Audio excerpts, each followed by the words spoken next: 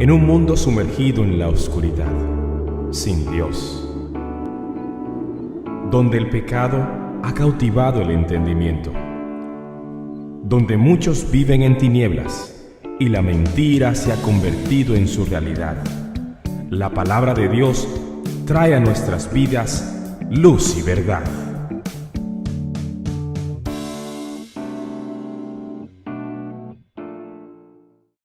El sermón de hoy se llama Una herencia no deseada. Y el texto donde vamos a dar lectura, que yo le pido que se ponga en pie si es tan amable, vamos a dar lectura a ese pasaje que está en Eclesiastés, capítulo número 7, versículo 2, solo un texto. Y vamos a tratar de meditar en esta porción hermosa de las Escrituras, pero que también es una porción a veces inentendible, y hoy vamos a tratar con la ayuda del Espíritu de Dios de poder explicarla y hacerla entender y que eso anime nuestras almas. Eclesiastés capítulo 7, versículo número 2 dice así: mejor es ir a la casa de luto que a la casa del banquete, porque aquello es el fin de todos los hombres y el que vive lo pondrá en su corazón. Quiero empezar mi sermón en esta mañana haciendo una pregunta y yo quisiera que usted pueda respondérsela dentro de usted mismo. La pregunta es la siguiente: ¿cuál es el tema más esquivado por los hombres desde siempre que necesariamente debemos abordarlo cuando éste nos enfrenta, que tendremos que lidiar de una manera personal todos en algún día con él y que en un sentido muchos evadimos? No deseamos. ¿Cuál es el tema que todo hombre sabe que le va a llegar, que tiene que lidiar con él, pero sin embargo lo repele, no lo desea? Ante esta pregunta muchos han respondido: bueno, puede ser el trabajo. Ese es algo que todos tenemos, con el que todos tenemos que lidiar, pero que de una u otra forma tratamos de esquivarlo. Aunque eso en algunas medidas es cierto, no es la respuesta. Otros dirán casarse. Y aunque muchos le temen al casamiento, otros sí desean casarse. Así que esa no es la respuesta. Otros, por ejemplo, hablaban de las deudas. Ese es el tema que el hombre le esquiva, que no lo quiere. Pero debo decirle que hay algo mucho mayor, mucho más fuerte, mucho más trágico que lo que acabo de mencionar. Y ese es el tema o la realidad de la muerte. Amados hermanos y amigos, la muerte es una herencia que todo ser humano que nace recibe. Y no existe forma humana de deshacerse de ella. Es más, nosotros hemos predicado siempre desde las Escrituras que si hay algo seguro que tiene el hombre cuando nace, ¿qué es? La muerte.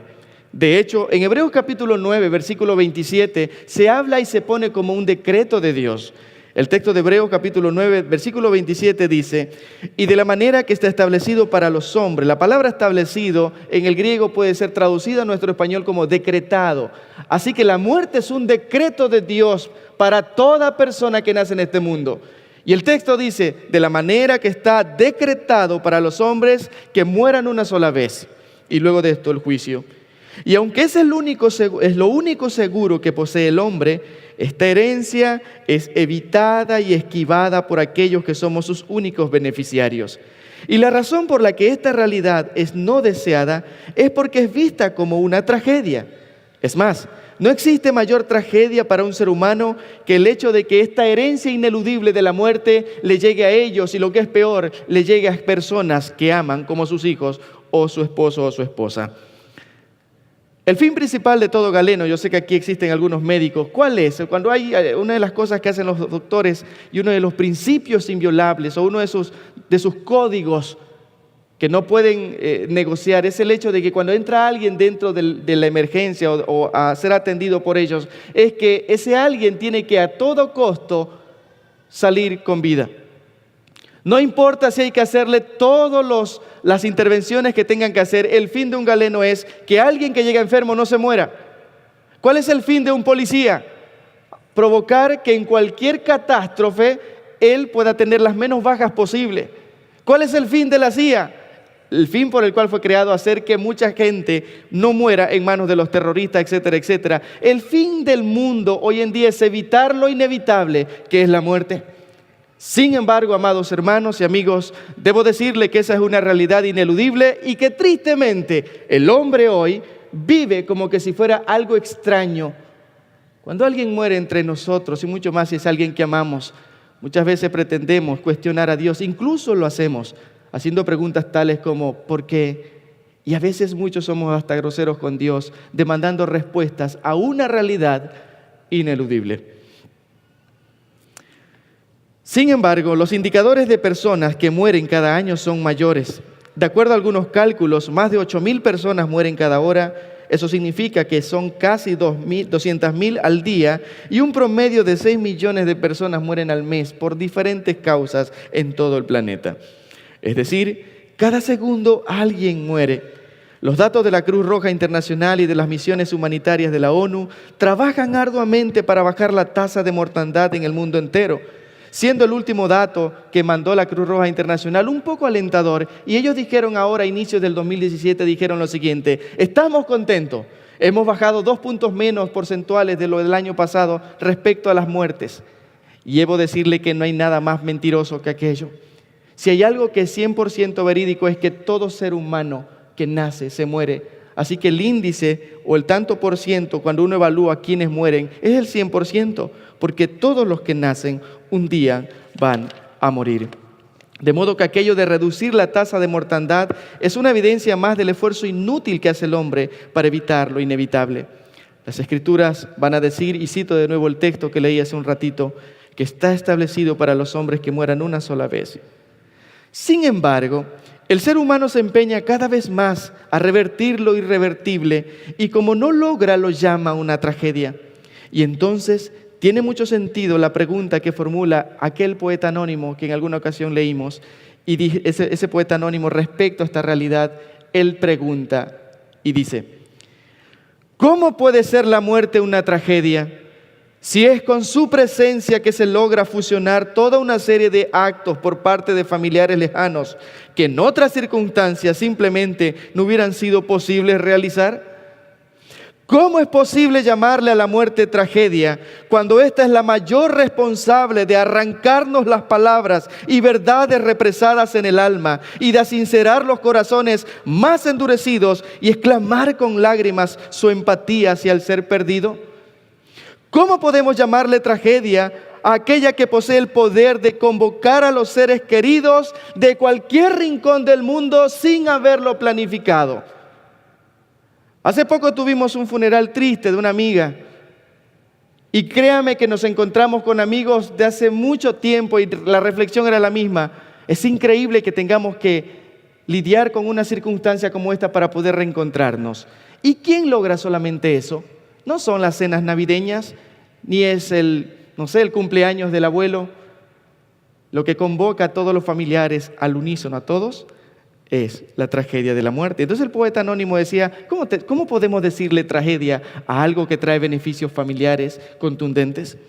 No se le puede llamar tragedia la mayor causante de que las familias se reúnan, que los enemistados se hablen, que los ausentes se hagan presentes, que los ocupados saquen tiempo y que los duros de temperamento se quebranten sin fingimiento alguno.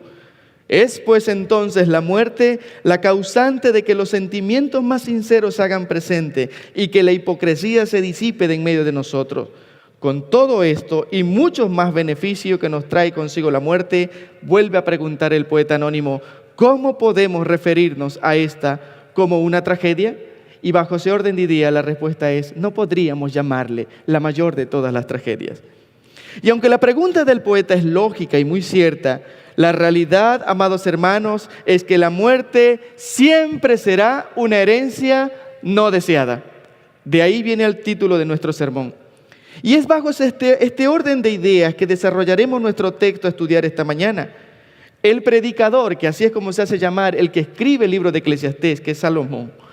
Él es un hombre muy sabio a la altura. Cuando escribe este libro es un hombre muy anciano. De paso, fue el hombre más sabio que pudo existir sobre el planeta después del Señor. Y él al final de todo empieza a escribir este libro y reflexiona. Y él dice, y escribe este texto que pareciera un tanto contradictorio. Este rey escribe este libro ya de viejo y lo hace de una manera tan profunda que este libro es conocido como el libro filosófico dentro de la Biblia.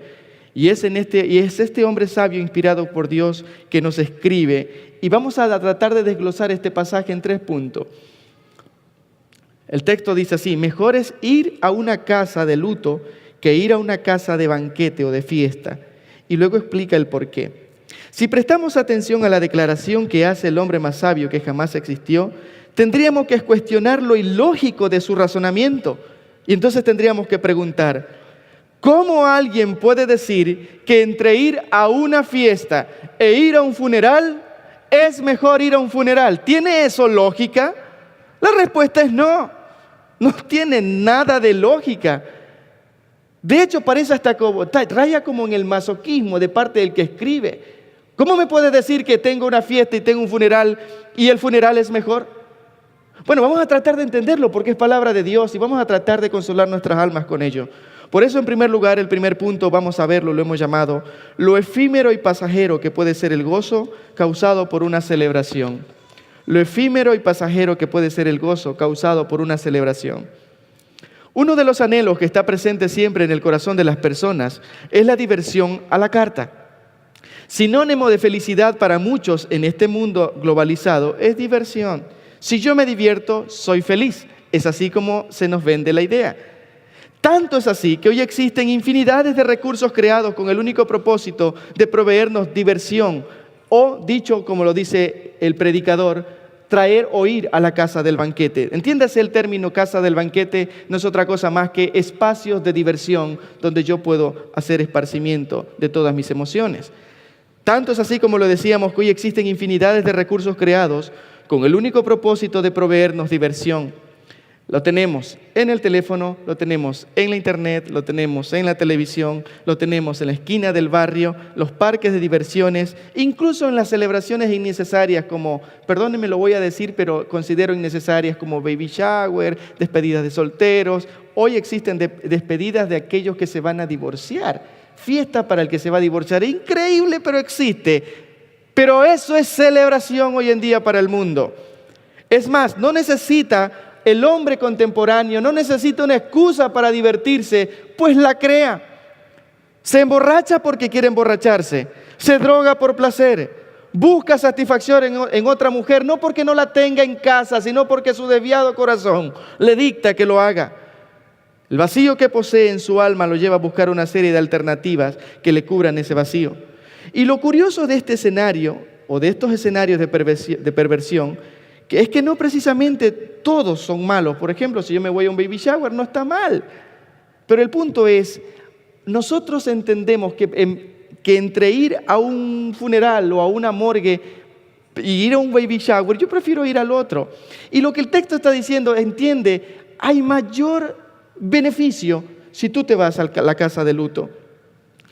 En una fiesta no se está pensando cuán males padres somos, ¿o sí? Cuando yo estoy en una fiesta, o estoy en una celebración, o estoy en un matrimonio, yo no me pongo a pensar qué buen padre soy o cuán mal padre soy. Y es en ese sentido que el texto nos está diciendo que es mejor ir a la casa de luto, porque en ese entonces sí, porque en ese espacio sí. En una celebración no me detengo a medir mis exabruptos con mi carácter. O lo que es peor, cuando estoy en una celebración tiendo a ofender groseramente al Señor, mi Dios, sin medirme y sin considerar las consecuencias en ese instante. Cuán vano es el provecho que se le saca al sentido de la vida cuando se está en una celebración que, vuelvo a decir, no precisamente son malas. Sin embargo, en una celebración lo único que hay es emoción momentánea, satisfacción física y probablemente una tarjeta de crédito recargada, efectivo en cero, y probablemente cuestionamientos porque hemos gastado más de lo que debimos gastar. Eso es lo que provoca una celebración. Y en ese sentido es que el que escribe Eclesiastés dice, no hay tanto beneficio entre ir a la casa del banquete versus ir a la casa de luto. Y es aquí donde quiero entrarme al segundo punto donde me quiero detener, que es la explicación de la casa de luto. ¿A qué se refiere? ¿Qué es la casa de luto a la que el texto de la Biblia nos recomienda ir? Bueno, en segundo lugar vamos a ver la solemnidad con la que somos confrontados ante la realidad de la muerte. Quiero empezar haciendo una pregunta. ¿Cómo va usted a un funeral? Es más, me imagino que ha ido alguna vez a un funeral. Pero ¿cómo normalmente vamos a un funeral? ¿Como cuando vamos a la casa del banquete? ¿Así vamos? zapatos altos de tacón, las damas, los caballeros, su mejor ropa, mascando chicle, tratando de presumir, con algabería en su corazón. ¿Cómo va la casa de luto? El escenario es totalmente diferente, incluso la forma de vestir es diferente, ¿cierto? Normalmente desde la forma de vestir, la forma en cómo saludamos, la sinceridad con la que abrazamos, los temas de conversación que abordamos, las lecciones aprendidas, son algunas de las actitudes con las que abordamos un escenario de luto. Cuando uno va a la casa de luto, a un funeral, o a la tristeza de alguien que ha perdido a alguien, nos olvidamos del glamour, nos olvidamos a veces incluso de las formalidades, incluso de estar mirando lo que no tenemos que mirar. No nos preocupamos si el maquillaje se corre porque lloramos. Eso pasa a un segundo plano. Cuando vamos a la casa de luto es un buen momento para sentarnos allá en silencio y empezar a recapacitar cuán endebles somos y cuán frágiles somos como humanos. Hace poquito, como les decía, una amiga nuestra murió y fuimos a su funeral y era triste porque desde que llegamos, los carros estacionados, la gente blanco y negro, y muy en el fondo, como siempre, ese pequeño núcleo, ese pequeño grupo de personas del que muchos deseamos no ser parte nunca. Ese pequeño grupo, el que está frente al féretro, donde está la mamá, donde está la esposa, donde están los hijos, donde están los nietos, donde está aquel amigo que de toda la vida, esa persona que no necesita aparentar. Recuerdo que llegamos y estaba la mamá de esta amiga y ella lloraba desgarrada con preguntas tales como se las dice al principio. ¿Por qué? Era su hija y ella preguntaba, ¿por qué se llevó a mi hija? Yo recuerdo que me senté al final con mi hijo dormido y veía a una madre llorando a su hija que no volvería a ver nunca más. Y créame que ese momento fue crucial porque me senté atrás y gloria a Dios que mi hijo, yo lo tenía, solo estaba dormido. Todavía lo podía abrazar, todavía lo podía acariciar. Y es inevitable que tú no puedas reflexionar y ponerte a dar gracias porque Dios ha sido bueno, que entre esas millones de personas que mueren todos los días, aún no están dentro de esa lista los míos, a quienes yo amo. ¿Ahora entiende por qué tiene sentido el texto cuando dice, es mejor ir a la casa de luto? Así sí tiene sentido, pues, porque nuestra alma es confrontada y empezamos a caminar con los pies sobre la tierra cuando empezamos a mirar las realidades de la vida. Amada familia en la fe, así es la vida. La muerte llegó y se coló en nuestras vidas y no se irá jamás si no es con nosotros a su lado. Volvemos al tema de la casa de luto. En este escenario no hay lugar para el glamour, como lo decíamos, ni para los embellecimientos ficticios. Es en este lugar donde somos sinceros en todos los sentidos. La casa de luto al que hace referencia Salomón aquí, quiero decirles, no es precisamente el lugar donde se está velando a una persona. La casa de luto, en un sentido a la que hace referencia el predicador, es el lugar donde existe un dolor que es mucho más fuerte que el dolor consumado y es previo a la muerte. En un funeral hay decepciones, hay resignaciones, pero hay un lugar mucho más doloroso que podría llamarse con justicia casa de luto, y es el lugar previo a que nuestras personas amadas estén en un féretro. ¿Dónde es ese lugar? Un hospital. Pero no estoy hablando del hospital simple, de donde uno va y saca una cita y está ahí renegando porque el gobierno no paga y que etcétera, etcétera, y que hay que hacer fila. Ese es un lugar simple. Hablo de la emergencia. Hablo de ese espacio único del que todos, hermanos, si usted ha entrado en una cosa difícil y que quisiéramos no volver a entrar. Aquí está el doctor, mi querido doctor, alumno de nuestro seminario. Él me va a dar razón cuando estoy diciendo lo que estoy diciendo. Existe un lugar de mayor tensión que es propicio para arrancarnos las preguntas y los cuestionamientos más grandes que podemos hacernos nosotros mismos. Y ese lugar, como ya lo dije, es un hospital. Pregunto, ¿ha estado en emergencia alguna vez? ¿Ha estado con algún familiar en terapia intensiva? ¿Ha estado en una sala de espera que por testimonio universal, la sala de espera es uno de los lugares más fríos y desalentadores que puede existir sobre la faz de la tierra? Es un lugar donde te sientas a esperar y a esperar. Ver salir y entrar doctores, enfermeras y auxiliares.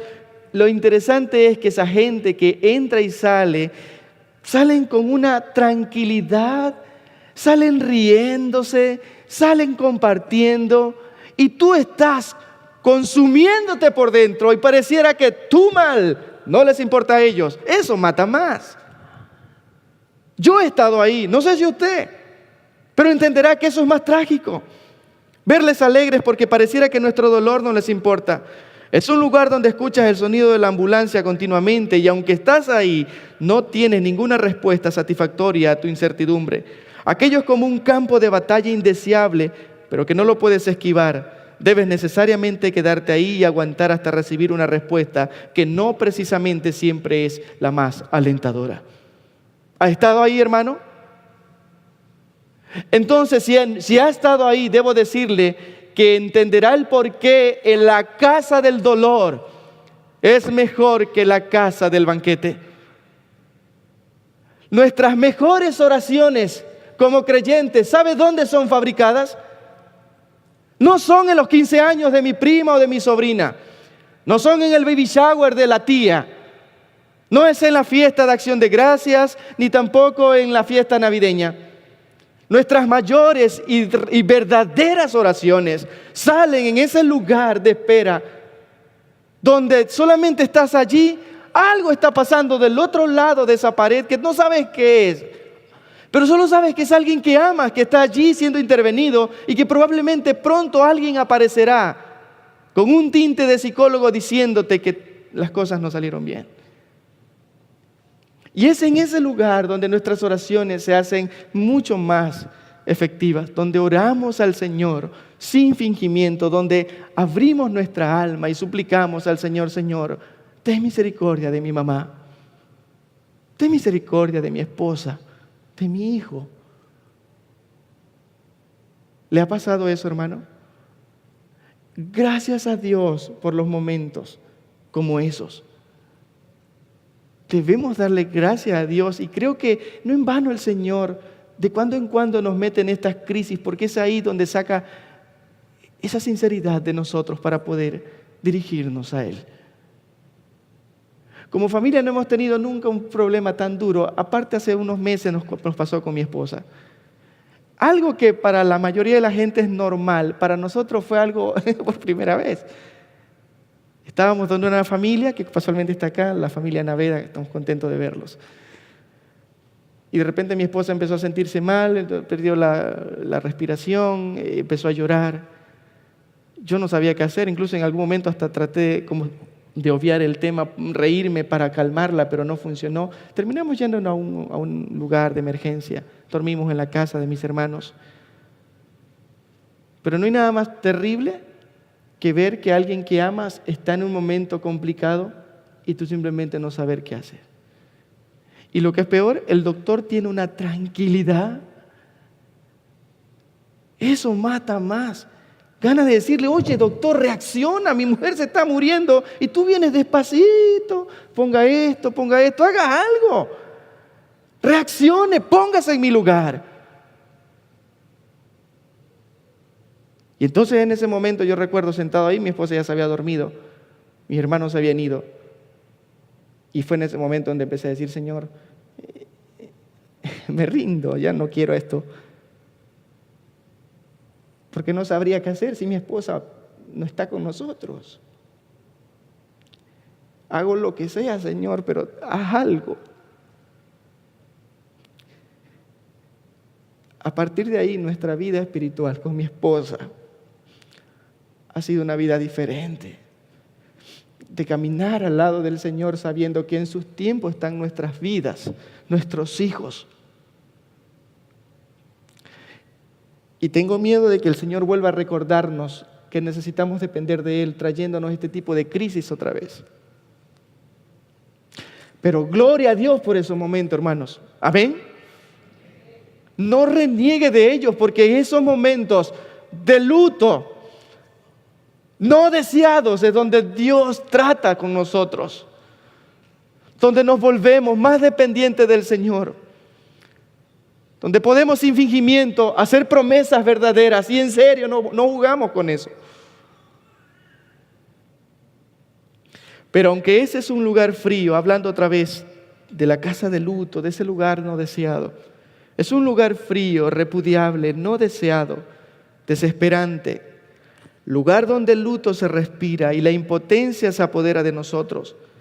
Es también el mejor escenario provisto por el Señor para que nuestra alma sea confrontada y la cuna donde surgen y emergen preguntas que no se harían en otras circunstancias o en otros escenarios tales como en la casa del banquete, por ejemplo. Son los lugares de desolación los que nos confrontan con lo que realmente somos. Son los lugares de tristeza que nos llevan a valorar lo que aún tenemos. Le daré un consejo, amado hermano. ¿Quiere valorar lo que tiene? O más bien dicho, ¿quiere saber lo que significa tener una crisis de verdad? Vaya pues a la casa de luto. Vaya a la sala de emergencia en la espera. No hablo la sala donde está esperando resultados de tipo de sangre. No, a la de emergencia. Y entonces, solo entonces entenderá y dará gracias a Dios de que su problema es solo financiero. Estando en un lugar donde la vida de alguien que amas o de tu hijo debate entre la vida y la muerte, irás a ese lugar y darás gracias a Dios que tu problema es solo matrimonial. Darás gracias a Dios de que tu conflicto es solamente una mala relación entre tu padre y tu madre. Y no es que estoy minimizando estos conflictos, solo que te digo, hay momentos en los que realmente no has podido morder el polvo de parte de Dios. Y da gracias a Dios que tus conflictos son solo eso. ¿Quiere realmente enfrentarse a la vida? Esté en la casa de luto. Es allí donde nuestra alma se purifica. Por esa razón es que es de mucho mayor beneficio para el alma del hombre asistir a la casa de luto que a una casa de banquete. Y el texto termina diciéndonos el por qué es mejor. Ya hemos dicho la declaración, la casa del banquete es un lugar de celebración, pero que no nos ayuda a reflexionar. Pero la casa de luto es aquel lugar no deseado, que no queremos, pero que a veces necesitamos estar donde el mayor provecho que puede sacarle nuestra alma es en ese momento. La pregunta es, ¿y por qué Dios hace eso? La respuesta está allí, versículo 2 mismo al final. Eclesiastés capítulo 7, versículo 2, la parte final, dice: es mejor ir a la casa del luto que a la casa del banquete. ¿Por qué? La respuesta dice: porque aquello es el fin de todos los hombres, y el que vive lo pondrá en su corazón. Ahí está la respuesta, el por qué. Eso nos lleva a nuestro tercer punto. Nuestro tercer punto habla de un resultado edificante y de beneficio. Como yo les decía, en esa ocasión cuando estuvimos en el funeral de nuestra amiga, una de las cosas que uno desea con todo su corazón es: Señor, provoca que sea juntos. A veces uno puede preguntar, ¿y cómo le gustaría morir? Normalmente uno, hasta para morirse es cómodo, ¿verdad? Durmiendo. ¿Cómo quiere morir? Durmiendo. ¡Qué barbaridad! No tenemos la noción correcta de lo que significa, lo que implica el impacto del pecado a nosotros. Y que ese impacto sea tan mínimo que no sintamos el dolor. Pero quiero hacer un poquito énfasis respecto a esto, porque no sé qué es más doloroso. Porque la casa de luto, cuando hace alusión no solamente al que está sufriendo el agravio, sino a aquel que está lidiando con el que sufre el agravio. Si usted tiene a alguien que está enfermo, a la final la persona que está enferma o en etapa terminal de su vida recibe todas las atenciones, recibe todas las medicinas, recibe el cariño de todos.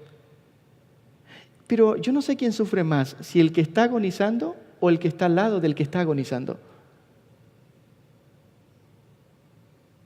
Eso es interesante. ¿Por qué les digo esto? porque la noche de ese funeral, yo realmente después de ese funeral hice este sermón y lo prediqué en la iglesia. Porque yo podía ver que, si bien es cierto, Ruth, que fue nuestra amiga que murió, ella estaba ahí, inmóvil, en su féretro, su alma en el lugar que el Señor haya deseado tenerla. Pero quienes realmente sufrían eran los suyos, los que tuvieron que lidiar con el preparativo de su funeral, el traslado al cementerio, dar discursos no deseados, etcétera, etcétera. Amados hermanos y hermanas, que Dios nos libre de renegar de la circunstancia de la que nosotros sí podemos controlar, pero estamos esclavos de ellas porque no deseamos cambiarlas. Y que por lo contrario demos gracias a Dios de que nos provea la gracia de ir a lugares difíciles como las casas de luto, porque aquello es un trato directo a nuestras almas. La muerte, amados hermanos y amigos, la muerte es un intruso que se coló en nuestras vidas y que no se irá jamás de nosotros, si no es con nosotros a su lado. He aquí algunas razones del por qué. Después de que yo terminé de predicar esto en la iglesia, alguien me preguntó si yo estaba entonces haciéndole una especie de marketing a la muerte. Yo le digo, no, la muerte no me paga nada por hacerle marketing. Lo que yo quiero es que la iglesia tenga la misma esperanza que el dador de la vida que Cristo nos dio. Que nosotros podamos andar por esta vida enfrentando esa realidad ineludible con la firme convicción de que aunque nos va a llegar, nosotros ya la vencimos en Cristo. Y que la razón del por qué la muerte está en el mundo no es precisamente como una consecuencia del pecado, sino como un acto de gracia de Dios para con su creación. Por ejemplo, si no hubiera habido muerte y el hombre hubiera caído en pecado, ¿usted sabe lo que significaría eso? Significaría que viviríamos por siempre con un cuerpo en decadencia. Yo sé que no viene al lugar, pero la idea es poder ilustrar. Es parecido a estas mitologías que se han inventado ahora de los vampiros, que la idea es que ellos no mueren y que miren y que viven muchos años fríos, sin sentir nada. Eso es un paréntesis, no estoy hablando ni creo que existan, pero lo que digo es algo parecido a lo que ocurriría con la humanidad si la muerte no hubiera sido instaurada. La gente hoy tiene 50, 60 años y padece de un tumulto de enfermedades. Imagínese ese mismo hombre viviendo 200 años con las mismas enfermedades, 500 años con las mismas enfermedades. De modo que la muerte fue un medio que Dios proveyó a su creación para escapar de los dolores físicos. Imaginen un hombre que tiene SIDA, con todos los dolores que esto implica, y no morir. Eso es una tragedia. Por eso es que le doy la razón al poeta anónimo. No le podemos llamar tragedia a lo que bíblicamente ha sido una vía de escape. Eso va a pasar con las almas de las personas que no han creído en el Señor, que serán resucitados en un cuerpo que no se deteriorará, y la Biblia dice que estarán día y noche por los siglos de los siglos, deseando morir y no podrán. ¿Lo nota? Pero no es así con el cuerpo físico. Así que la muerte es un medio de escape creado por Dios para que nosotros dejemos de sentir dolor en este estuche corrupto y corrompido. ¿Por qué también fue necesaria la muerte? Bueno, lo dijimos al principio, fue una consecuencia directa del pecado. Es una realidad ineludible, pero también la muerte es una realidad justa. Esto yo lo escuché del pastor Otto Sánchez cuando predicó aquí. Otto Sánchez habló de esta parte que se la voy a replicar porque me encantó. Otto dijo esto: ¿por qué es una realidad justa? Porque muere el pobre como el rico. Muere el niño y también el anciano. Muere el bueno y también el malo. Muere el ateo, pero también muere el creyente. No se necesita estar enfermo para morir. Simplemente necesitas haber nacido para acceder a la muerte. Todos en algún momento debemos cruzar el umbral de la muerte para encontrarnos con una vida eterna a la que tenemos que enfrentar, ya sea en el cielo con el Señor nuestro Dios o en el infierno con los detractores de su ley. La muerte fue un medio misericordioso, como ya lo dijimos, otorgado por Dios a los hombres pecadores. Y por último, amados hermanos, que yo creo que es la parte más crucial del por qué no debemos mirar a la muerte como una tragedia. Y es que fue gracias a la muerte que pudimos tener redención de nuestros pecados. Porque si no hubiera habido muerte, ¿cómo Cristo hubiera podido venir al mundo y morir por nuestros pecados? ¿Cómo podría Él derramar su sangre si no hubiera sido únicamente por el medio de la muerte? No hubiera sido posible, ¿lo nota? Así que no es tan tragedia. Para el inconverso sí lo es. Pero para el creyente, amada familia en la fe, no debe ser una tragedia, sino que debe ser un proceso por el que tenemos que pasar, pero que no nos tiene que asustar. Porque la vida misma vive entre nosotros, Cristo Jesús. Como lo dije, la muerte fue necesaria para la obra de nuestra redención. El predicador que reemplazó al gran predicador inglés, Charles Spurgeon, que siempre lo cito, él en su primer sermón, cuando reemplaza a Spurgeon, él predica, y el título de su sermón llevaba esta pregunta: ¿quién mató a Jesús? Y entonces este hombre responde a esta pregunta: no lo mató Judas con su traición, tampoco lo mató Pilato con su poder político, ni tampoco fue la turba encolerizada. La respuesta es que quien mató a Jesús fue Dios mismo. La Escritura va a decir, por ejemplo, en Lucas 9:22, que el Señor, Él dice de sí mismo: es necesario que yo muera. De hecho, leámoslo, por favor. Lucas capítulo 9, versículo 22.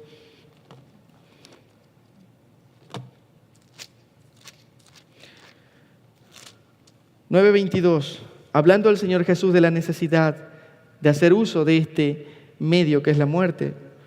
9:22 dice: y diciendo, es necesario que el Hijo del Hombre padezca muchas cosas y sea desechado por los ancianos, por los principales sacerdotes y por los escribas, y que sea muerto y resucite al tercer día. Hebreos capítulo 9, versículo 22, haciendo alusión precisamente a la misma declaración del Señor, nos va a decir, libro de Hebreos capítulo 9, versículo 22, dice: y casi todo es purificado según la ley con sangre, y sin derramamiento de sangre no se hace remisión. ¿Y cómo se puede derramar la sangre si no hay muerte? Pues es necesaria esta. Concluyo, amados hermanos, entonces, diciendo lo siguiente. La buena noticia de esta tragedia llamada muerte es que existe una esperanza, existe un antídoto. Ese antídoto lo llamaremos el antónimo celestial de la muerte. La vida misma, Cristo el Señor, aquel Hijo de Dios que descendió del cielo no solo para vencer en la cruz, sino para otorgarnos vida y esta en abundancia. Y fue ese mismo Cristo Jesús quien dijo en Juan capítulo 11, versículo número 25, Él dijo: yo soy la resurrección y la vida, y el que cree en mí, aunque esté muerto, vivirá. ¿Ve? Ahí tenemos la victoria, ahí tenemos el antídoto celestial, ahí tenemos la respuesta al por qué usted y yo no tenemos que tener miedo a lo que Cristo ya venció. En Romanos capítulo 6, versículo 8, por ejemplo, va a darnos esta esperanza, y ya casi que estoy concluyendo porque el tiempo se me está terminando. Romanos capítulo 6, versículo 8, dice así. Romanos 6, 8, y esta es nuestra esperanza, amados hermanos. Y si morimos con Cristo, creemos que también viviremos con Él, sabiendo que Cristo, habiendo resucitado de los muertos, ya no muere. Y que dice: la muerte no se enseñorea más de Él. Porque en cuanto murió, el pecado murió una vez por todas, mas en cuanto vive, para Dios vive. Así también vosotros, consideraos muertos al pecado, pero vivos para Dios en Cristo el Señor, Cristo Jesús, Señor nuestro. ¿Lo nota? Habla de la esperanza de la resurrección, amados hermanos, y más adelante nosotros podemos ver, por ejemplo, en 2 Corintios capítulo 15, que nos va a hablar básicamente todo el capítulo, léala en casa, de la resurrección de los creyentes, de la resurrección de los hijos de Dios, de la esperanza del Hijo de Dios. Aquella es la esperanza que tenemos los creyentes desde siempre, que un día resucitaremos con aquel que en esencia es la vida y también la resurrección. Concluyendo todo esto, amados hermanos en la fe, quiero animar sus almas para que nosotros, como creyentes verdaderos, no andemos atormentados, tal cual lo hacían los creyentes de Tesalónica en su tiempo, creyendo que sus familiares morían y que nunca más volverían a verlos. Hay una esperanza de parte de Dios. Y dice la Escritura, si Cristo resucitó, pues nosotros también lo haremos. Si Él no hubiera resucitado, entonces sería vana nuestra esperanza. Pero Cristo resucitó. Y en el libro de Juan, capítulo 11, como le dijo, versículo 25, donde Él dice, yo soy la resurrección y la vida, Él lo dice en el contexto de muerte física. ¿Sabe quién había muerto allí? Su amigo Lázaro. Y ya Edía dice que pasaron 4 días y ya estaba en proceso de descomposición. Sin embargo, la esperanza de vida, Cristo Jesús llega, da una orden y revierte lo irrevertible, el hecho de que un cuerpo en descomposición, todos sus tejidos empiecen y vuelvan a formarse y vuelva el espíritu a su alma. ¿Quién tiene ese poder, hermanos? Cristo Jesús, la vida misma. Y nosotros tenemos que estar confiados en esa gracia de Dios. Por lo tanto, que venga a la casa de luto las veces que sea. No reneguemos cuando nos llegue. Y si algún día, hermanos, aunque es doloroso, tenemos que estar allí y recibir una respuesta que no deseamos. Gloria a Dios por eso. Gloria a Dios por eso. Porque no estamos aquí para honrar al Señor por lo que Él nos da, sino que estamos acá para honrar al Señor por lo que Él es en esencia. Y Él es Dios. Y Él se merece la gloria independiente de la gracia que nos pueda proveer. Amén, mis hermanos. Amén. Respecto a la resurrección, los saduceos no la creían, los fariseos la negaban. Cuando Cristo resucitó, ellos lo negaron. Los musulmanes no la creen. Los budistas e hinduistas la reemplazan con la reencarnación, pero la Sagrada Escritura la reconoce y firmemente afirma, porque todo aquel que en Él cree, aunque esté muerto, vivirá. Quiero hacer un llamado a los que visitan esta mañana este lugar. Debo decirte que la realidad en la que nosotros nacemos es en una realidad de muerte y de separación entre tu persona y la persona de Dios. Apocalipsis va a decir que la muerte a la que le tenemos que temer es a la muerte segunda. Y tiene que ver con una separación eterna entre el alma del Creador y su criatura. Spurgeon decía que mientras respiremos, mientras tengamos aliento de vida, la esperanza sigue ahí. Así que yo quiero llamarte y decirte, hay esperanza aún de que un día estés con el Señor y esa vida misma pueda reflejarse allá en la eternidad, pero necesitas al autor de la vida que es Cristo. Pero hoy no puedes porque tienes pecado. Pero para eso vino Cristo, para deshacer la obra del pecado y tender un puente, una línea de conexión entre el mundo pecador y el Dios Santo. Él dijo, yo soy el camino, yo soy la verdad y yo soy la vida. Y nadie puede llegar allá al Padre si no es por mí. La vida misma. ¿Quieres tener vida de verdad? Ven a Cristo, pídele que venga a tu alma, que te restaure. Es la única forma de cómo, aunque muriendo, vas a tener esperanza de vida.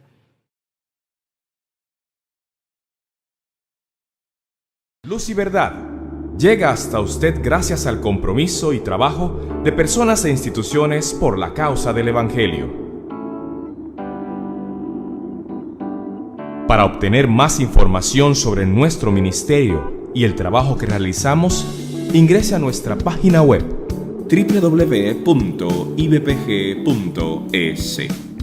Deseamos que este mensaje de la palabra de Dios traiga a su vida luz y verdad.